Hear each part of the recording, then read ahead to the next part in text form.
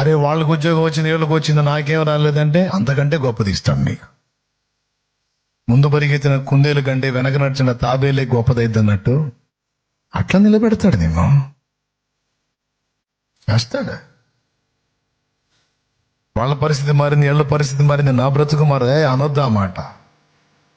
నీ ఓర్పుని, విశ్వాసాన్ని, నిరీక్షణను పరీక్షిస్తున్నాడేమో, ఓర్పును పెంచుతున్నాడేమో. మనలో ఓర్పును పెంచడానికి, సహనాన్ని పెంచడానికి ఆ గుణం చాలా అవసరం. దానికే మనకిచ్చే ట్రైనింగ్లో మెజారిటీ ఉంటుంది. ఎంతమంది క్లియర్గా అర్థమైంది? దేవుడిచ్చే ట్రైనింగ్లో మెజారిటీ వర్క్ అంతా కూడా ఓర్పును మనలో డెవలప్ చేయడానికి వస్తుంది. ఓకేనా? ఇంత చెబుతున్నా కదా, నేను తపనగాడినే.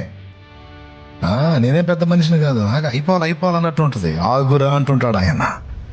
ఇంకెప్పుడు ప్రభు ఆగురా, తాగురా, కాస్త ఆగురా. ఇప్పటికీ మారలా నేను సరిగా, ఇప్పటికీ తపనే. ఇప్పుడు మీకే కాదు, నాకు కూడా చెబుతున్నాడు. కాబట్టి గుర్తుపెట్టుకోండి, పిలిచినవాడు నమ్మదగిన వాడు, సిగ్గుపడనియ్యడు.